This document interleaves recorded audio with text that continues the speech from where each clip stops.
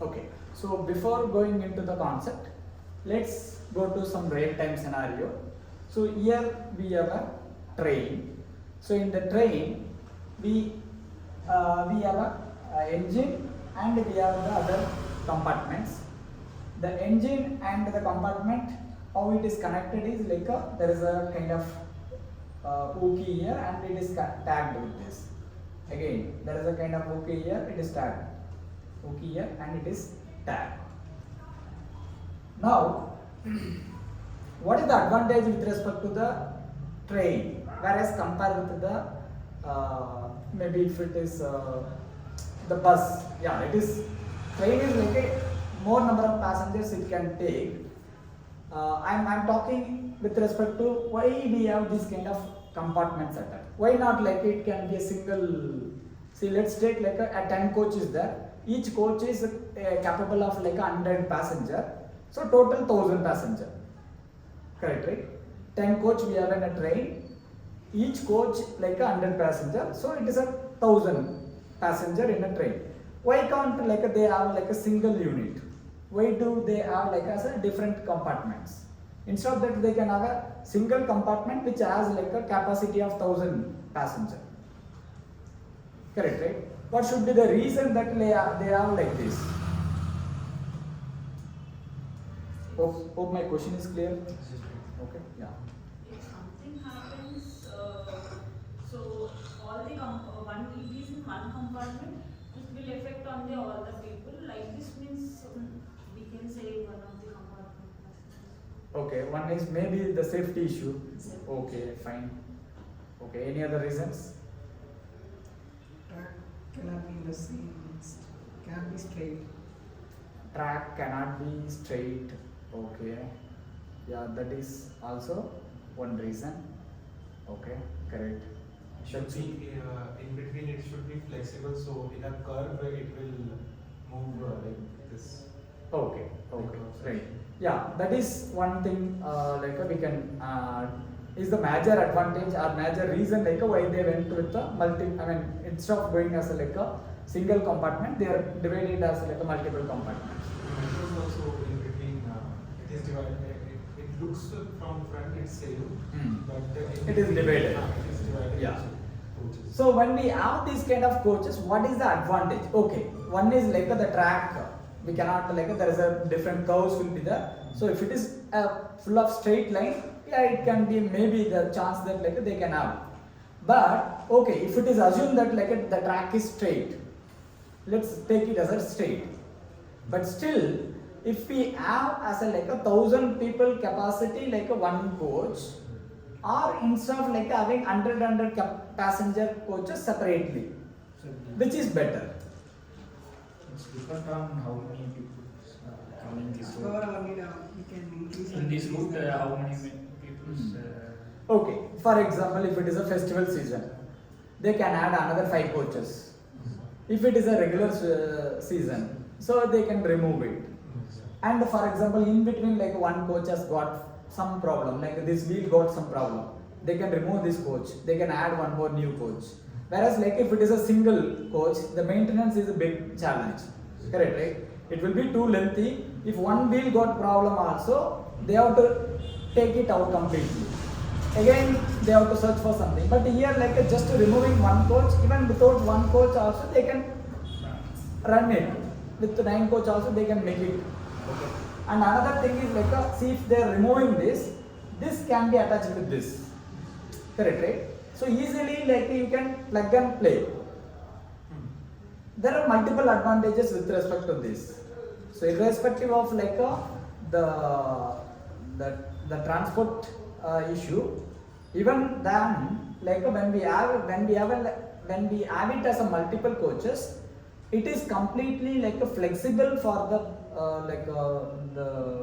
maintenance people. If any issue happens in one coach, they can remove. If one more some 5 coaches extra they need to add, they can add 5 extra coaches. Anywhere, any coach they can remove and add. So this flexibility is there with this. Okay, got it, right? And in this, the first will be the engine. So engine is connected with the first coach is connected with the second coach is connected with the third coach. Assume that this is the last coach. So there will be some indication for the last coach. Have you guys observed? So there is a like a into mark.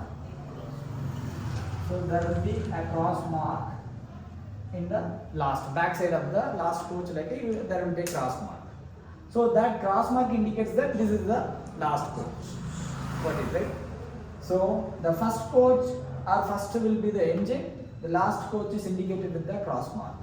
And each coach, first coach is connected with the second is connected with the third. And any coach, any time, like you can take it out, or in between, suppose in between this I want to add one more new coach. It is possible to add it. Clear, right? So almost the same thing, like we are going to do it in the linked list also. So in the linked list, why are we going for linked list is the same advantage. See, I want to create one student database. Let's take. Suppose I am going with the array. Like I have a structure. Assume that I have a structure. Struct student A of 500. This is your structure. For this structure, you are creating an array of 500. So it means like a of 0, you can store one student details. A of 1, you can store another student details. A of 2, you can store another student details. So like this, for how many students we have declared the array? For 500 student. A of 0 to A of 499. So 500 student details we can maintain here. But this is a static one. Correct, right? It is a fixed one. Just like your 1000 capacity coach.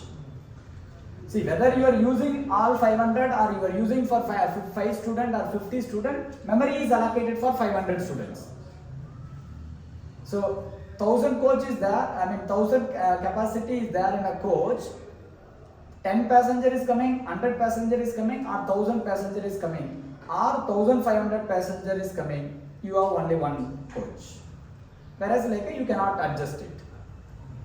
For example, if you have a train like this, see, let's take it. Okay, now in the current system we don't have that. Okay, let's assume. See, you have a flexibility that like you are seeing like one train is moving from like Chennai to Bangalore.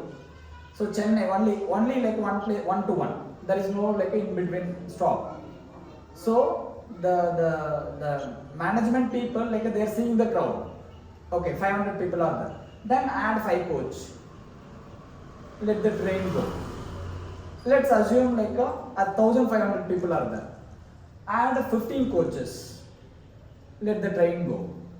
If 2000 people are there in the Chennai, they're reserved. So then add 20 coaches. Let 2000. If 200 people are there, just connect only 2 coaches. Let 200 passengers travel. So, but as per current the scenario, it is not existing. But I'm just saying like it will be more flexible, right? We are not wasting anything. It is more flexible. If we want to add more, we can add more. We want to remove it, we can remove it. So the same thing, we are going to do it with the student database also. If you are doing this way, this is just like a static one. Any case, like even 5 students are there also, the memory will be allocated for 500 students. Suppose 700 students are you want to maintain, then with this you will not be able to maintain. Again, you need to approach to the developer. Suppose I am the user, I'm working in a school, so I am trying to use the application for above 500 students, then it will give you error. Again, I have to ask the developer team, boss, we want to add another some students. So you change the application, again give it back. Then the developer has to change the application, again he is going to give it back. So whenever we go with the static allocation, so already we discussed there are 2 major problems. One is we are wasting the memory, or other way we will be in the shortage of memory. Either we will be in a wasting the memory, or we will be in a shortage of memory. So to avoid that, we are going for the dynamic memory allocation. So the linked list concept is purely a dynamic memory allocation. See, one student details you want to add, only that time you are going to allocate the memory and you are going to fill the students and you are going to store it.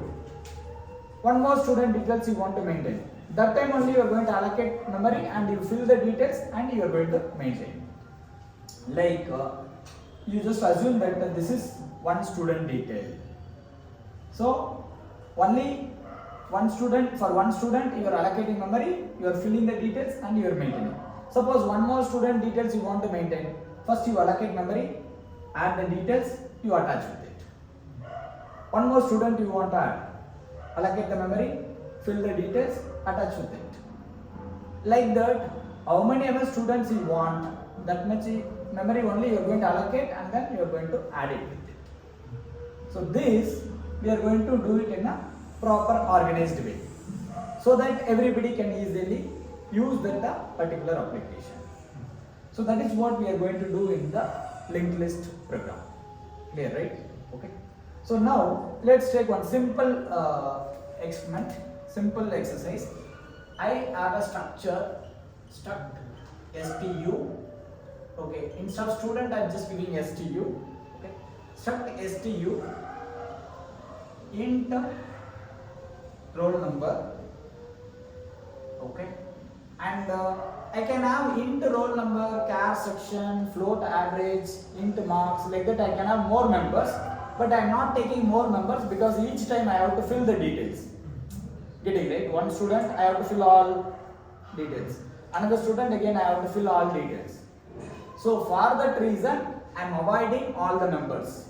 I am taking only one integer roll number. And another one important thing is I should take one self-referential pointer. The pointer name I am keeping it as a next. Okay. You will understand what is the usage of this next pointer. See, again I am repeating, this is my structure. In this structure I can have more members also, but purposely I am taking only one member and along with one self-referential pointer. So now this structure will be what is called this structure? Self-referential structure. Okay. So using self-referential structure only you can implement the concept of linked list. So whether it is single linked list, double, circular, whatever it is, you can implement with the help of the self-referential structure. Okay. So now this is our structure. Now let's go to the main function. Void main. Okay. So now let me take one pointer, struct stu star. I'm just giving like the pointer name as a head. Head is equal to null. Hope everybody clear why I am assigning null? Because if I am not assigning, otherwise this head will be pointing some other location. So just I don't want that to point to some other location, so I am assigning with the null. Okay. Now what I am trying is like so first you want to fill the student details. You want to fill the student details. So first what you have to do? You have only egg pointer. For this egg, now one student details you want to fill. So using this egg pointer you are going to do it. First what you have to do? First we have to create one structure variable. No, that is static, right? Dynamically, okay. So we have to create a dynamically. Dynamically we have to allocate a memory. Then allow- So how to allocate a memory? Head equal to you have to do typecast, right? What type you want to control? Struct stu. See, whenever like an integer memory you allocate, you will have an integer pointer. Integer pointer you will have on the left side. You will have an int star. But now we want to allocate memory for this structure type. Okay. So you have to give structure stu star. Clear, right? And then malloc. Struct student.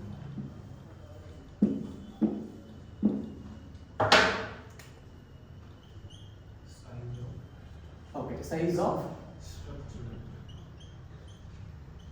because now you are going to allocate memory for only one student. So size of struct student. So size of struct student, how much? What will 4? For this structure, how much memory will be allocated? 8. This is 4, this is 4. Total 8 bytes of memory will be allocated. For 8 pointer, how much memory will be allocated? 4 bytes memory will be allocated. Okay, let's take. See, I am not going the previous diagram, that will be like a confusing. So assume that this is a 8 pointer. Okay. This is your 8 pointer. And now you are doing malloc. Okay. Once you do malloc, it is allocating 8 bytes of memory. Got it? And the 8 bytes of memory allocated at the 1000. So 1000. This is 1004. Got it, right? So the base address, the allocated memory are at 1000. 8 bytes memory allocated. The 1000 is typecasted to struct student address, and then it is assigned in the 8 pointer. So now the 1000 is assigned where? It is assigned here. Got it? Now after that, I want to store the student details. Student roll number. Let's take student roll number is 10. How to assign the roll number?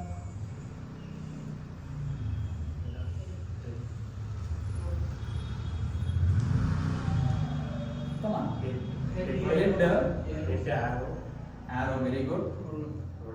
Roll number equal to roll number 10. Got it, right? So it means it is 1000 roll number. Roll number means this first 4 bytes. Got it, right? So the base address is 1000. That is assigned in the head. Head is what type? Head is a type of this structure. So already it is typecasted. You don't worry. So head roll number, if you mention, you are denoting that like this first 4 bytes. So in the first 4 byte, you are assigning the roll number as a 10. And in the next is what? Is a pointer. We don't know what it is pointing. It must be having some garbage. So instead of garbage, let us make it something meaningful. So what we can assign? Let's assign with the null.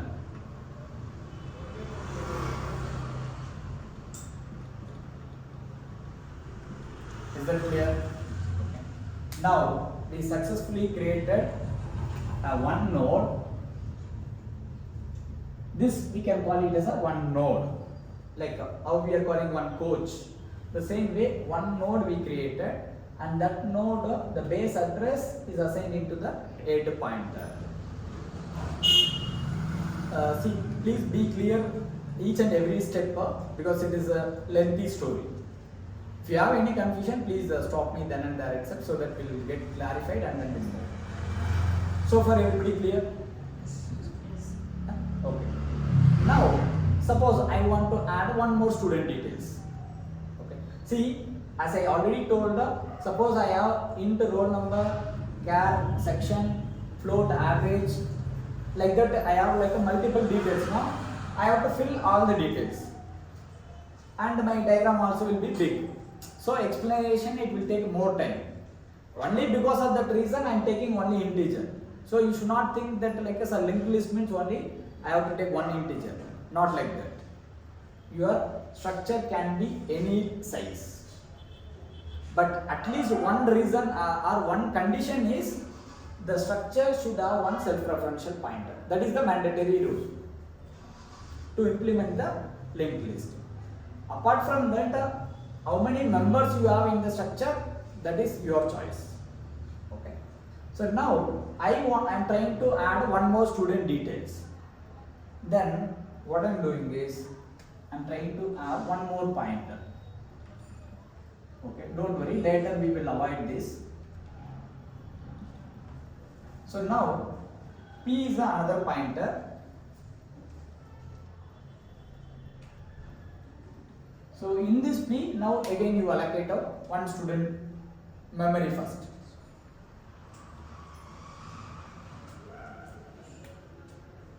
P equal to structure student malloc size of structure student close bracket. Okay, now assume that you allocated a memory at a 2000.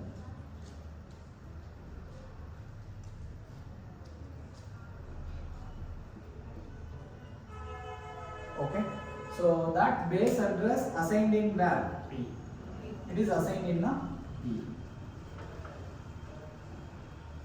Now you fill the second student details. Second student roll number, let's assume it is a 11. P arrow roll number is equal to 11. P arrow next is equal to none. So this will be 11, this will be none. Now the first node has to point to the second node. It means how we can point is like a here you have a null, right? In that place the 2000 you want to assign it. Correct, right? So the first coach is like a connecting the second coach. Got it, right? The same way first node has to connect with the second node. How we can connect? We have a same type of pointer. So in this pointer you can assign this address. How to assign the address? Head arrow next equal to Head. See, as of now it is okay. Now only thing is like what I am saying. Instead of this null, you want to make it as a 2000. Here you have to assign 2000. Tell me how we can assign 2000 there. Head arrow next is equal to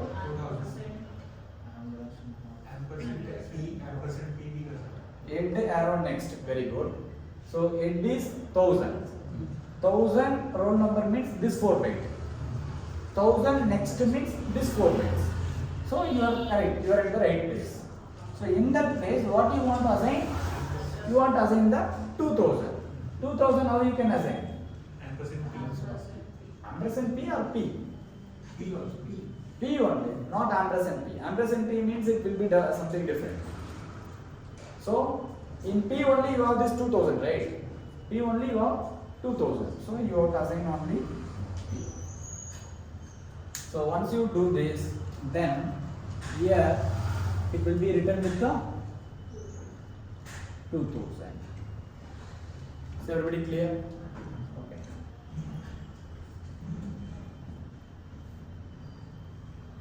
So look at here.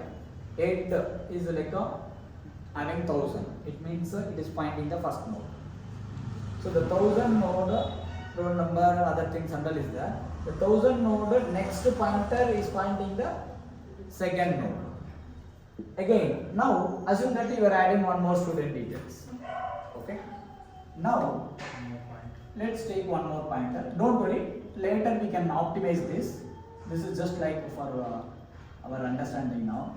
P1 is a one more pointer. Now in P1 you just take create a memory for one more student. So P1 equal to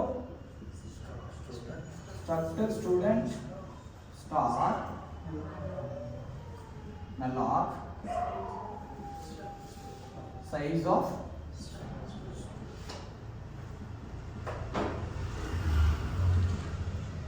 okay.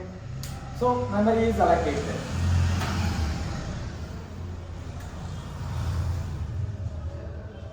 memory allocated for third student and the memory allocated at 3000. Now you fill the details. So here we have one more pointer as we discussed. This is P1 and in this P1 it is assigned the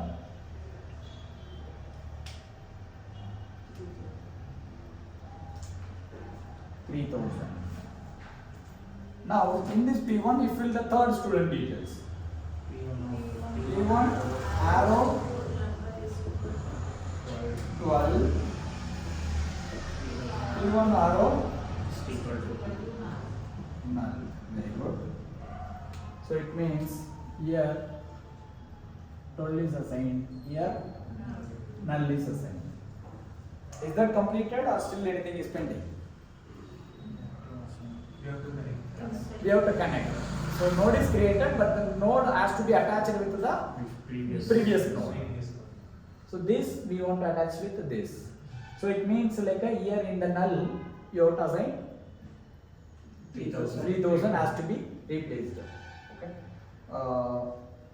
So how to assign? P arrow equal to P1. Very good. So this will be 3000.